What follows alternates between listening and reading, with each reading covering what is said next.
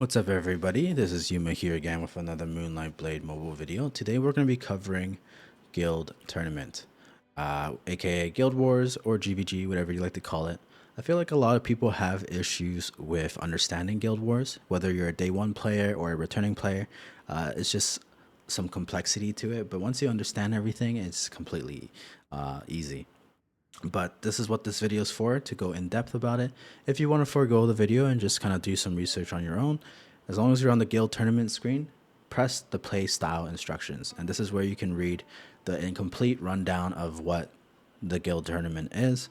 But I will have some footage later just to showcase the war, as well as some tips and tricks for players or for people who are organizing the raid team for the war. But the first thing we want to cover is the main battlefield and sub battlefield. What's the difference? Now, to win Guild Wars, it's the first guild to reach 3,000 points in the tournament. Now, these 3,000 points can only be gained in the main battlefield. So the main battlefield is where you want all your strongest players to be at. But the sub battlefield is very important as well. But we're gonna talk about main battlefield real quick. Only 30 people can enter main battlefield. Is the same with sub battlefield because we have a guild capacity of 60 members, so 30 and 30. And the main battlefield can only have management and elite. Management being leader, vice leader, the commanders, as well as the elders. Elite, I believe you can have 40 people as elite. So plenty. Just make sure if you're in a leadership position to put people in elite. If they're not elite, they're not going to be able to enter the main battlefield. You can do some last minute adjustments, but of course it's better to be prepared. So make sure those people that you're going to have in main battlefield have the elite status to enter the main battlefield. Simple as that. There are spawn timers here that they'll note as well. So just note that at the 15-minute mark, the 10-minute mark, and the 5-minute mark is when the mob spawns. Mobs do give points. It'll show you down here, which I will talk about. And the boss spawns at the 10-minute mark. The boss is super important, very big game changer. It gives you a shit ton of points, which we'll talk about again. So just take note of that, very important. The sub-battlefield gives you morale points. And morale points is very important as well. Every 1,000 morale points, your guild has a guild-wide buff that will buff your attack, HP, defense, etc. So it's a nice game changer, especially with close fights. You do want those buffs. The only issue is I feel like a lot of people, a lot of guilds in the current global state cannot get a lot of people in the sub-battlefield. Maybe they'll have 10 players max. Activity is very important, which we're all struggling with, I feel like, as a guild. But you want to, when you can, have a lot of people in sub battlefield, just because those morale points are such a game changer. Not only will it give you guild-wide buffs, but the master and PvP commander will also get strong Tempest skills, active skills that they can use to change the tide of battle as well, which we'll again go over in a bit. So very important. Sub battlefield, I've heard talks that it's very hard to kill the mobs, and that's because it was designed for 30 people to be in there as well. So obviously none of our guilds can achieve that unless, of course, there are the exceptions like the whale guilds. They will have enough people to do that, but very important, something to take note of. So again, main battlefield is the win condition. You need to gain 3,000 points in main battlefield. Sub battlefield, super important. Don't neglect it if you can afford to have people in there, because you want those morale points to create those game-changing moments. Now we're going to talk about how to gain points in the guild main battlefield. So to get these 3,000 points, you can kill an enemy on the main battlefield for 3 points, capture on the main battlefield for 50 points. Capturing is the 3 circles, the left, center, and right circles. Continuous capture on the main battlefield, you gain 10 points every 13 seconds. I feel like a lot of people are misled by this. They're like, oh, we're gonna get passive points. Yes, you will get passive points, but it's only every 13 seconds. Don't think it's every second or every 5 seconds. Every 13 seconds is when you get 10 points. So just take note, if you kill 3 people, that's 9 points already. with which you can get less than 13 seconds. So to have a fine balance of having the continuous capture as well as killing enemies. I know a lot of people, it's really based on your activity, your power, your roster. A lot of tactics revolve around having two circles and leave the one circle to the enemy, because you don't want to spread your team too thin, your roster too thin. But again, it really depends. We had a really close war where it really was dependent on kills. But you do, of course, when you can, want the two circle strategy, if not the three circle strategy. But only a few guilds can achieve that. So take note of that. Defeating guards on the main battlefield, 10 points. These are the mobs. And defeating the boss on the main battlefield is 500 points. 500 points is a huge game changer. It can really bring a team back from the dead. Like if a guild's really losing at the beginning, this can help you set the odds. So very important to snipe the boss. If the winning team or the leading team gets the main boss, it's pretty much GG from there. It's going to be really hard to come back from. So boss is super important. Don't neglect it. I will show footage of where the mobs, the boss, and the spawns are. So don't worry about that. So take note. And then personal points. This is not something you really need to worry about, but this is kind of like a performance chart. This will just kind of help you compare yourself, what you've been doing compared to other people. So killing enemies for yourself, you get 15 points. If you assist, you get 3 points. Capturing main battlefield, you get 50 points. And then continuous capture, as long as you're in the circle, you get 1 point every 13 seconds. Killing an enemy or assisting and killing an enemy, you get 10 points on the side battlefield. And assisting, you get 2 points on the side battlefield. Defeating mobs, you get 5 points. Defeating commanders, which are the elite mobs, will give you 10 points, and defeating boss will give you 50 points. This is all personal. Do not mix mix this with the main guild point attribution. So personal points, very different from guild point attribution. You want to focus guild point attribution just for the win condition to get the 3,000 points. Personal points is just more kind of the end results, like the leaderboard, just to figure out how well you've been doing compared to your teammates and the enemy. This is where it explains the morale points. So morale can only be obtained from the sub battlefield. I believe you can get some from, yeah, it's all sub battlefield here. I believe if you kill the boss in the main battlefield, you get 500 points as well for morale. I need to review footage for that. But yeah, most of the morale points will come from side battlefield. For every 1,000 points, again, it says here, you will gain up to 3 stages of buffs. Very important. But this is what we're talking about, the Tempest skills, the ones that the leader and the commander can cast. Defeating the side battlefield, the main battlefield bosses, you can obtain powerful Tempest skills. There's a share limit. It works differently in different weather, and the rules are as follows. So you can go through all this, but there's like AoE damage to the entire enemy guild, burning damage, etc. So super important. Sometimes you'll see people shout and it, like, your whole team gets knocked back. That's what this Tempest skill is, as well as there is the martial skill called it's the green bomb icon that a lot of people get that you can use. So very important. It's the same as like 5v5 and 5v5, where you can get martial skills when you die. So take note, always use your martial skills when you get it as well. But that's for another video, talking about martial skills. So yeah, this is all that I wanted to talk about from this menu. We're going to show some footage on what you should be doing. Another thing I want to go over before we go into footage is how to create the group or the raid team. So for those who don't know, you just go create team, target list is fine, and then you can switch to group here. There you go. And now you have 8 teams of 5, so that's 40 people, but you only need 30. So team 1 to 6 to get into main battlefield, and then you can have these 2 teams, 7 and 8, be sub battlefield. Or if you have more than 10 people, then just make a separate raid group just for sub battlefield. I think that's the most ideal way of doing it. There are other ways. I do see some people sometimes, if you have like team captains, You can just have the team captain invite his team and then have separate teams, but that won't be good for organizing comms and icons.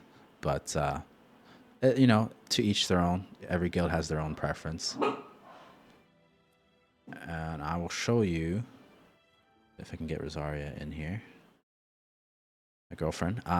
So if you are going to use the raid mechanic, the raid group, and the comms, so if you press listen in here, there's freedom, listen in, and mute. This is the comms I use when I'm organizing raid groups or GvG. I don't get the opportunity to, but I love doing it. But if you do use this, you want people to go to menu, settings, and adjust their team voice settings. I put mine at 100 just so I can hear everyone fine, because not everybody's mic is good. But I always tell everyone to do that, get their settings adjusted, and then only the raid group leader can actually talk. If you want others to talk, you have to click on them and then appoint group deputy. So you can see a little flag on them. And that way Rosaria can talk if she wanted to. And then if you are talking, you just press freedom like this. And now you can see your mic is flaring up here and people can hear you talking. Otherwise, listen in so people can hear you. Mute, well, that's just if you don't want to hear comms, but some people are like that. But yeah, it's very important. The comms work for everyone, so everyone that's in the raid group will hear you, unless they're of course muted. And then another thing, if you want icons over your head, you can press the person's name like this, go to function, and then you can have function mark. And then you can put a flag over my head, a flag over Lily or Rosaria's head, like that. So it's very good. You can also do this to enemies. Very, very nice. So if you're trying to like target their healers or their carries, you can just click an enemy and then put function mark and then mark them over their head. It's very important, very good for those who are organizing these guild versus guild teams and wars. So very nice, something to take note of. Aside from that, that's pretty much it. So I took a picture of the Guild War map. Unfortunately, it's not the most sightly picture, as we have the big red party heroes have seized the right flag notification on it. I took a picture during the war, so I was in the middle of fighting and that happened. This is the only footage where I could actually screenshot, so apologies for that. But this is more of a demonstration or illustration just to help you guys figure out what you need to know on the map. You can access this in the game when we're during a war. You can just click the top right mini map compass to see it yourself. But we're going to talk about the spawns right now. The first spawn we talk about is Discussion Hall. This is the default spawn. If you have no points captured, you're going to spawn at the Discussion Hall. This is the same spawn where you enter when you first enter the battlefield through the Quartermaster NPC. So there's Discussion Hall, and then the Mountain Gate, Yard, and Marshall Ring spawns. They will only be open to you if your guild has captured that point. So if you captured L point, the Mountain Gate will open up for you. If you capture C point, Yard will open up for you. And then if you capture R point, Marshall Ring will be open for you. So ideally, you do not want to use the Discussion Hall spawn unless you're trying to rotate. Let's say, for example, you captured right, but there's a lot of pressure on right and you want to rotate, then you want to spawn Discussion Hall and you don't want to spawn Marshall Ring. Just because it would be easier to rotate from the top going bottom left instead of spawning Marshall Ring and then having to... Actually, I mean, you could spawn Marshall Ring and cut through boss to Mountain Gate and then left. That might be quicker. I don't know. I might have to test that out. I haven't actually tested that out myself. But it's always ideal to spawn at the point spawns that you get. So like Yard, Mountain Gate, and Marshall Ring, because it's just closer to the fight. Discussion Hall is so far away. It's hard to like get into the fight right. You have to do a lot of like horse running. So not the most ideal, but very important, especially because I feel like a lot of people don't know where they're spawning. They're just pressing everything but Discussion Hall, but they don't know exactly where that is. So take note, Mountain Gate is left, Yard is center, and Marshall Ring is right. Very important. Of course, blue circles are the captures points. The red circles are where the mobs spawn. So you heard me discuss earlier, like at the 15-minute mark, 10-minute mark, and 5-minute mark is where the mobs spawn. They spawn at the all 3 red circles, even the boss location. And then afterwards, at the 10-minute mark, that boss circle will have the big red boss icon instead of a skull icon. So very important. Definitely take note of this. Use this map or create your own map, which doesn't have the notification. But hopefully this helps in some degree, and we'll move on to some footage. Okay, so here is some boss footage. Boss just spawned at the 10-minute mark. It is currently the 8-minute 30 mark, so it's been up for a minute and a half. We just finally went to boss. We let them start it for us, which, you know, is debatable whether you want someone to start it. I mean, it's better for us to ambush and engage them, but they get the mobs at boss when the boss spawns, so the mobs do give them some additional points. As you can see, we're against Fallen. This was recorded on February 8th, Guild War, so it's about 10 days from this recording here, as this recording is going out on the February 18th, I believe. Yes. As you can see, we're losing quite badly. It's Mong is at 1,466 and Fallen's at 2,017.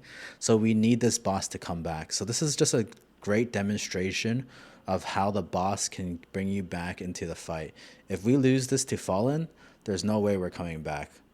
But luckily, our boss, our guild did get the boss. So it's pretty even now. And now we just have to play good and get the caps, get the kills, etc. Also, please don't roast me on my performance here. Sometimes I don't play that good. I actually don't remember what I placed. I think I was placed like rank 6 or rank 13.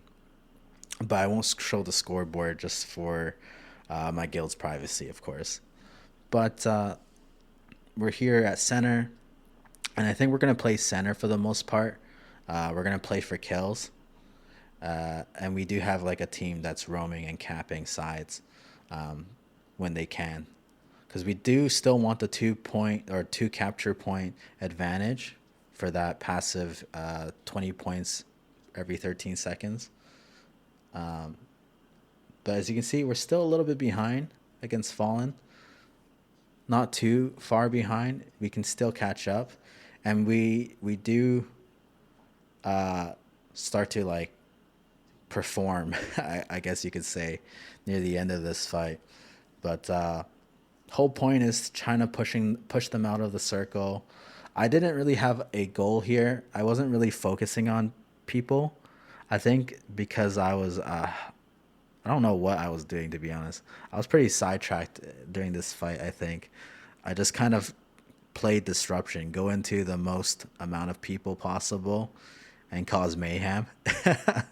In my honest opinion, I feel like beggars are the best at disrupting groups, and guardians are the best at disrupting individuals. So usually I would assign beggars to kind of disrupt as much as possible in groups, and then guardians to kind of solo focus their carries or their healers, etc. Swordsmen, enchanters, of course, just fuck shit up, and then, you know, flutists as well as fairies have their own role, whether they're DPS or healers. So yeah, I feel like our main priority here is getting kills and not dying, because we don't want to feed them kills.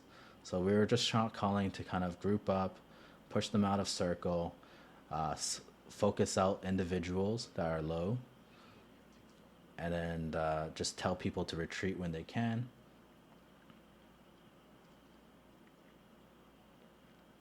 But ideally, when I go into wars, I usually have a focus. Usually I focus their healers, or I focus their carries. Here, I think I was just kind of just focusing everyone. I didn't have the luxury to kind of pick and choose right here. Although I do see Dao Chan over there and she's healing, so I think I'm trying to get to her. But I'm getting CC'd out the fucking yin yang right here. Yeah, I'm focused on Dao Chan right there, which is good. Want to get their healers. Trying to stay in the circle. They're trying to push me out there. We're doing really well. As you can see the score, we're still losing, but we still got 3 minutes and 40 seconds to make a play here. Center is very contested. It's just a mosh pit. Everyone's fighting for their lives. This was honestly one of the most fun wars we had and one of the closest. We got the cap. We got points for that, as well as we got the lead now. Very, very good.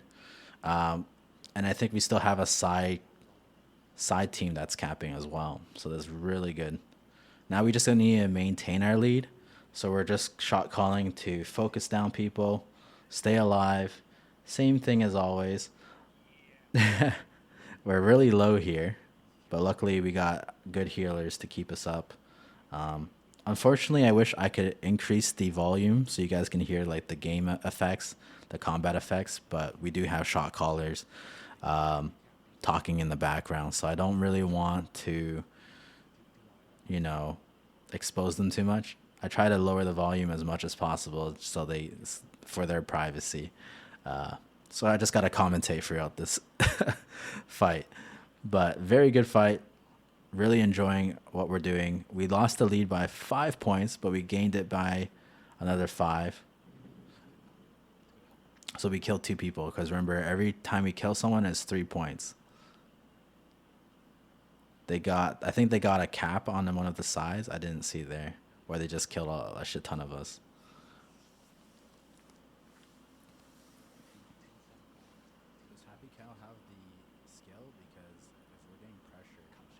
Oh, sorry. You can hear me still. My comms are still louder because I think I was recording, so you're hearing my recording comms and not my in-game comms. You can still hear my voice, but anyways, I actually died here. I think that's my only death in this fight on center. Spawn Marshall Ring. As you can see, I spawn on the right side. So we do have the 2-point advantage, I think. Oh no, they capped middle, right? Oh, middle is neutral. It's uncapped. So capping this will give us a lead again. So we really want that lead.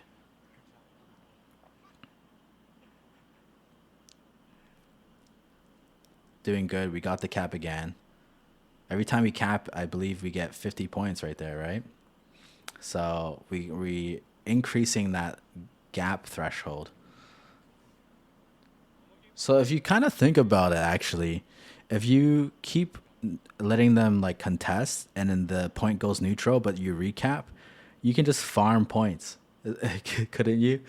It's a little bit of a risky gambit, but like you get 50 points each time. So you just neutral, cap, let them go neutral again, cap, neutral, cap, and then you're just farming 50 points that way. But also if you look, unfortunately this footage is older. I don't have it in the way usually, but you see the enemy info. It shows you like the squads or nearby targets at the top right near the minimap. Right behind it, there's the player ratio, which is very important, something to look into. The player ratio shows you like what side the circle's leaning towards. So like whether blue side or red side is having more players on the circle for capture. So definitely important to look at the player ratio so you know how close you are to capturing. But that's pretty much it. Hopefully this GvG guide helps you guys, and I'll see you in the next one.